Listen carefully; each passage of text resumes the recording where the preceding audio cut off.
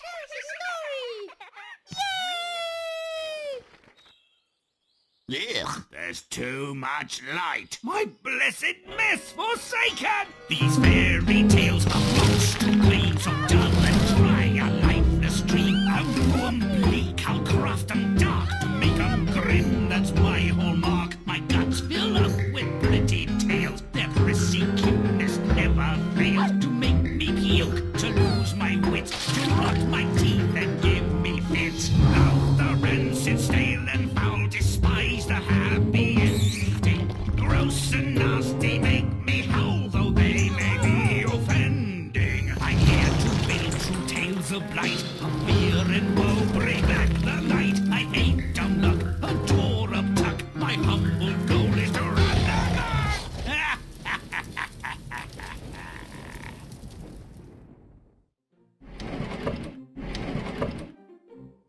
When a grown man has the gall to blame his dismal prospects on his deceased father and threatens to kill and eat his feline inheritance, he deserves whatever gruesome penalty fate can dish out.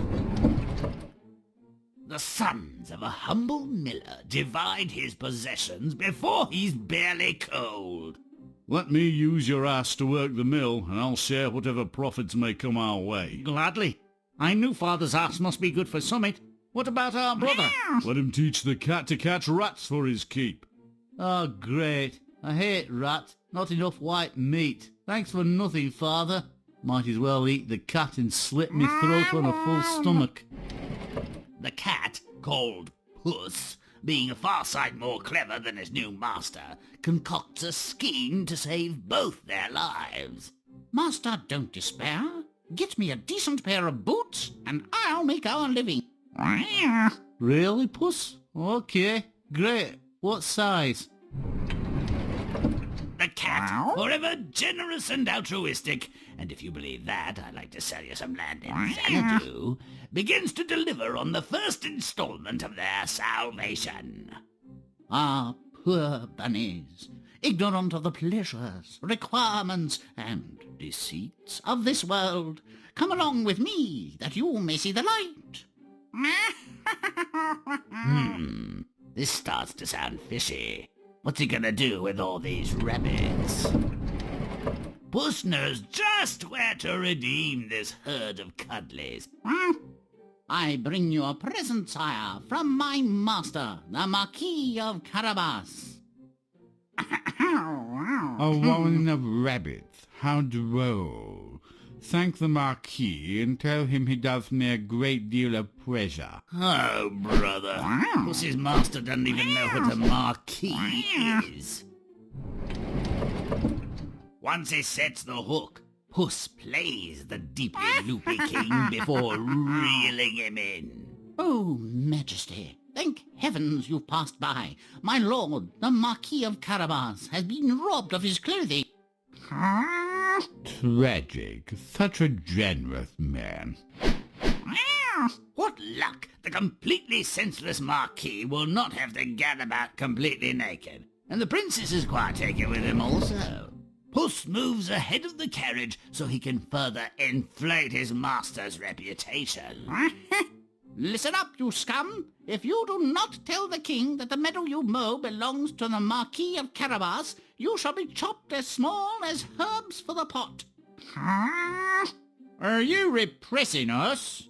Indeed he is. Repressed by a flaming cat in boots, by your leave. Rather. Just shut the hell up and do as I say. Very persuasive. What tact! What discretion! A natural diplomat. Good mowers, hail. To whom do these fine meadows belong? To my lord Marquis of Carabas, your majesty. Pussy's scheme relies on the king's ignorance of his kingdom's geography and people, as well as his willingness to be closely advised by a talking cat in unconventional footwear. And for Puss's final coup, he stops at a sumptuously decorated, if forbidding, castle where lives a rich and powerful ogre. I have been assured that you are able to change yourself into a lion or an elephant. Wow. True that. I can become all creatures, great and small. Wow. Wow. But surely nothing so tiny as a mouse. That would be impossible. Even for one of your great paws. Oh, ye of little faith. A decent trick, but exploiting such a creature's vanity is so easy. Not kosher really, but effective. Welcome, Your Majesty, to the Carabas family home. A vast and fine abode. And as my daughter appears to have fallen in love with your master, it will be his fault if he is not my son-in-law before this day is done. They're purported to have lived happily ever after. I suspect I'm not the first to find something less than satisfying, let alone credible, in a secretly swashbuckling feline. What say we craft a scenario that befits the cunning and courage of the cat? When the old miller kicks off, he leaves his paltry estate, a distressed mill, a dumb donkey and a tomcat, to his 3 worthless and mean-spirited sons. There's bound to be foul play afoot. Let's make it fouler. Make it nasty.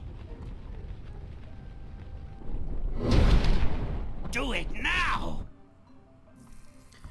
And with that wonderful introduction, welcome back to McGee's Grimm. This is the tale of Puss in Boots, and well, we're going to make this mill kind of, well, more fouler than normal, or fitting of something of such 3 ill-tempered sons and a dead father. But yes, you are seeing this correct. We have a goal of to reach nasty. This is possibly, and this is like the only route the only thing we have to do.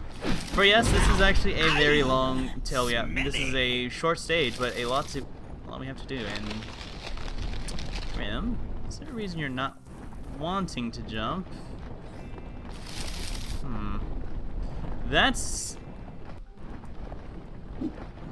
That was weird. I don't actually rightfully know what caused that, but you know, whatever.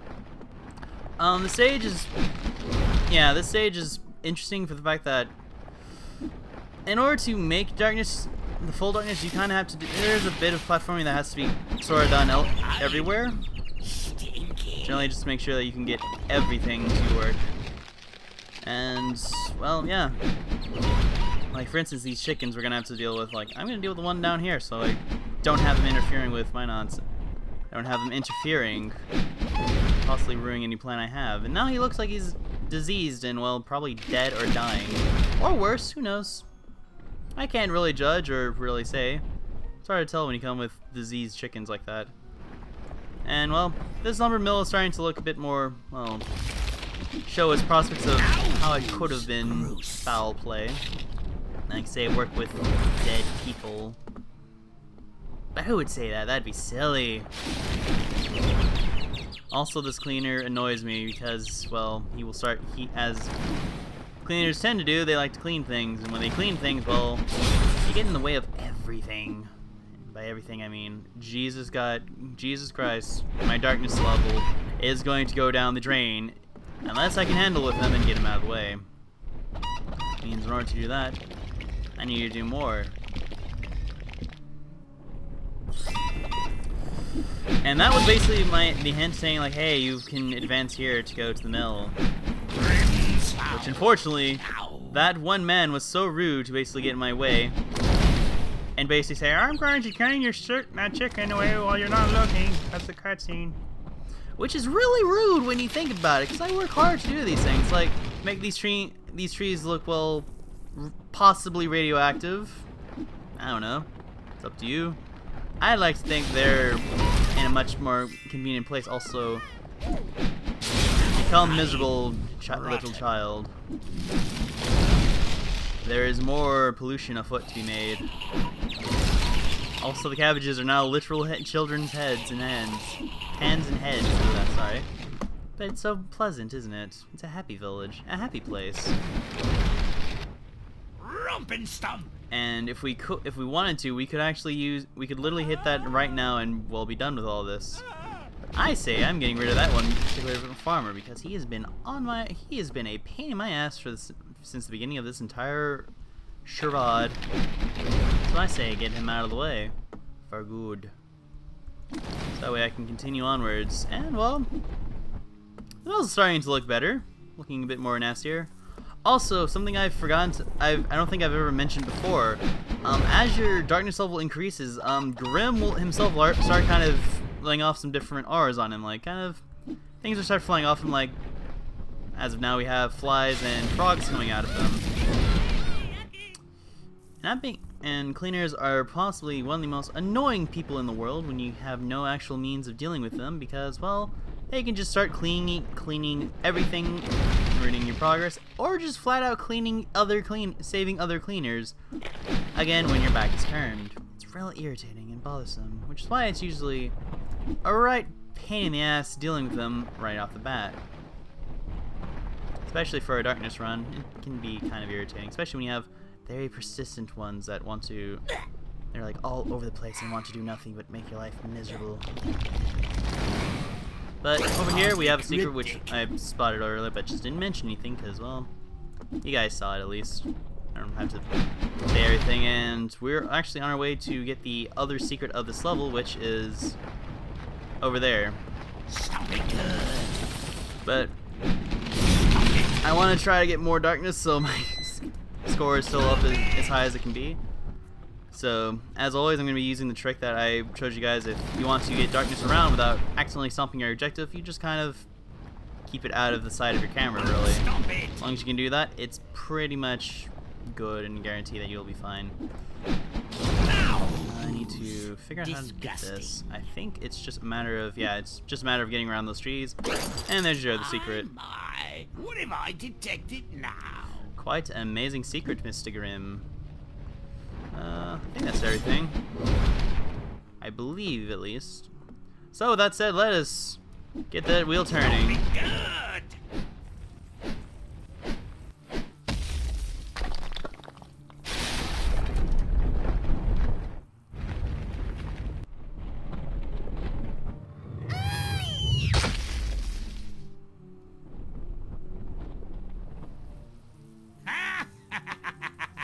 All your base belong to us.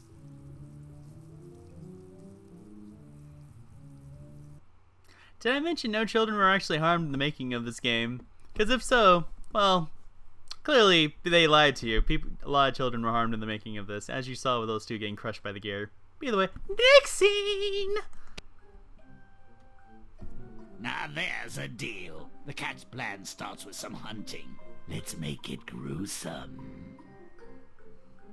Make it stinky. Do it now! Now, welcome to the second stage, where Puss in Boots is now starting to enact his plan to, well, deal with the rabbits, or make a deal with the rabbits to capture them. This level is a bastard when you're trying to 100% your darkness, because as you see, the first goal is pretty simple: make everything stinky. It's a trap in disguise, because if you hit one of these carrots, you fall down, you continue onwards instantly, and you're not getting out of, and you don't get out of here, and you miss out on all the chances. So this is a case where you really want to pay attention and be very, very careful of where you are, as it can go so wrong. And if you miss out on all of this, you're probably not gonna max out your dark level, which is not good. The only problem we have here with what's keeping us from here is, well, But stomp it! the rabbits, which are starting to look more decayed looking, which is good. Don't delay, but stomp away! So yeah, Don't delay, but stomp the best way to away! do that is just kind of the best way to kind of increase your dark level here to get as much as humanly possible is just kind of Rump and stomp. circulate and just kind of move in a careful circle around. Good. Rump and Try to get as much, stomp and just try to see if you can kicking get what you good. can. Once we get inside the warren, well, that's where things are going to get a bit more interesting. I think I have everything minus a sign. No. Chomp and stomp. Just getting that just for Rump completion's and sake. stomp. And well, let's continue. Let's make our way in. Stomping, butt kicking good. Now. In which those carrots did in fact turn. Moves Oh, shit. underground. Puss continues the carnage. Ugh. A billion bunnies with their Hippity hoppity jumpity uppity, look at my cute little cotton puff tail wiggle like so. enough, dumb bunnies. Let's cull the herd. Where's my boomstick? Let's blow it up. Make it nasty. So yeah, we're turning carrots into dynamite, and also there's a secret right behind us. Clandestine It's a as clever one to cockroach hide. on toast. And yeah, we're starting. This Now, warren will start seeming pretty familiar to you pretty quickly, eventually. Also, I love this hide, really. Like, kind of vaguish eggs kind of open up in one area. We find romping, stomping, finding butt carrots that kicking turn into good. dynamite. Also, this thing is actually really hard. Also, rabbits breathe acid, spit acid when they are confronted with human children. But just to make but yeah, this is basically an alien reference, and I love it to death. It's actually one of the clever ones. And opening the eggs, it basically spawns new demon bunnies, basically, to completely eat people's faces. It's amazing. And here's another one, one of the 3 holes you could have ventured. Which is basically kind of the whole thing, like, yeah, it's a point of no return that you weren't able to get out of if you didn't finish that. And here's the final hole. We just happen to conveniently get into the hole with the actual secret. But isn't this cave looking just so wonderful and labyrinthine? I won't lie, my first time playing this area, I actually got pretty lost in this cave because I forgot where I was going. But that said, we are already here. Now we're going to wait to meet the queen. How she looks. Hey, look, it's the alien queen. Hey. I don't know why. That was kind of something I always sort of enjoyed. Also, she poops acid because, well, reasons. What are you talking about? That's completely normal. He said to no one in particular. Oh well, let's just finish this off and get that last bit of ceiling as well as the last carrot, I think. Did I get that? Did I get up there? I don't know. Ah, close enough.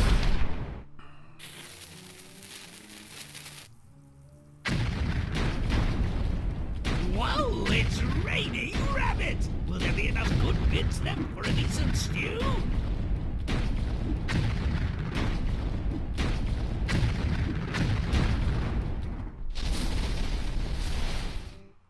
And Grimm is very much, and did I also mention Grimm is known for having a very dramatic flair with his exits, because that proves it. Either way, let us continue on to the third scene, our halfway point of this story. Puss's plan progresses when he presents carcasses to the king. This seemingly misguided attempt to garner royal favor works. The king is impressed by deceased megamorphs. Pretty sick, no? Well, let's make 'em sicker.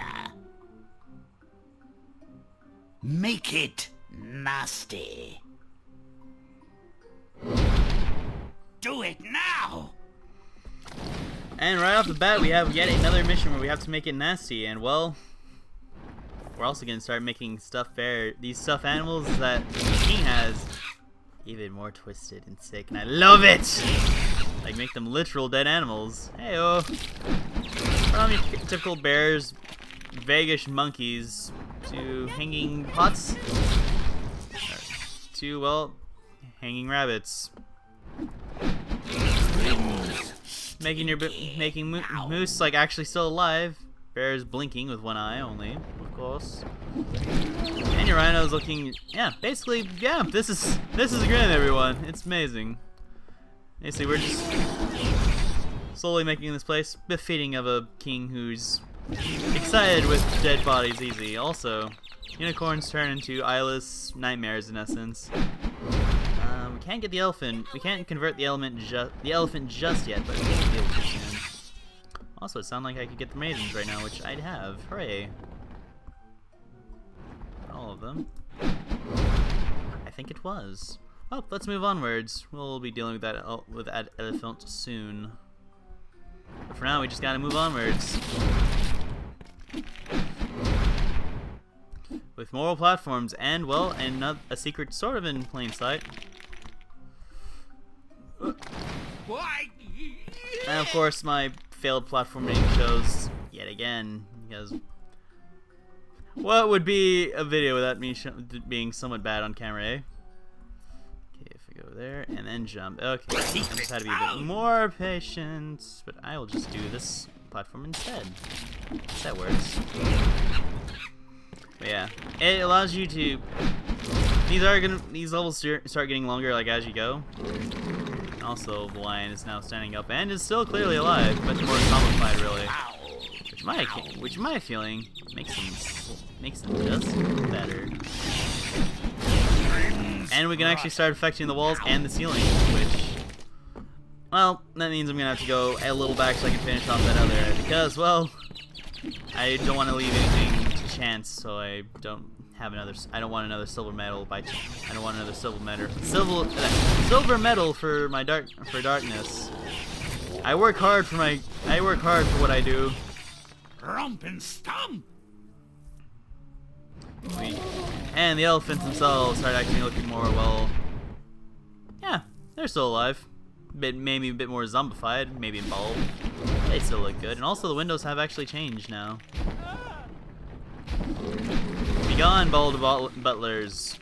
I want none of ye ilk cleaning my walls, keeping my bare rugs away, with furniture clearly made from the hides of other animals. Because yes. Alright. Thankfully, getting over here, getting the straightaway path is actually really simple to do. At least, thankfully, because there's not a whole lot you can do. You have to do things, other than just make things as repulsive as possible. Because when you see a king who's expecting with animals, you expect to kill a maid with your ass. Not exactly where I was going, but yeah, that also happens. Life unexpectedly does things like this. Why? Because, well, life is cruel. I've always seen that hole, that one patch of wall, and I don't know where it goes to, and I'm partially suspecting that it's just a gigantic trap in disguise, which is very much possible.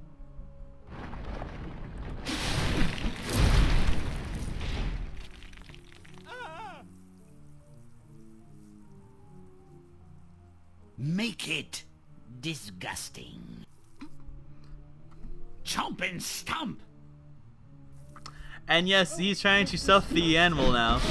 But, well, clearly, as you're starting to see here, it's not as pleasant as it seems. In fact, we're about to make it the gut rippers instead of cuddly toys. We're literally they're instead going to be harvesting the organs of this giant alien animal. In my case, which in my theories is clearly much better. I mean, the stuff up there is already, well, organs. Now, I think there is a secret somewhere nearby. I don't exactly know where, rightfully. But I'm not going to really dwell on it that much. So, that said, become dark, you fools! Now who's repulsive? Being messed about by a big bunny would be an affront to my dignity if I had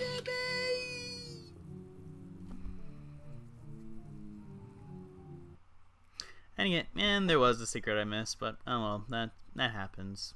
Not sure where it was. But well, with that, I will see you in the next part of our tale. So until then, everyone, take care.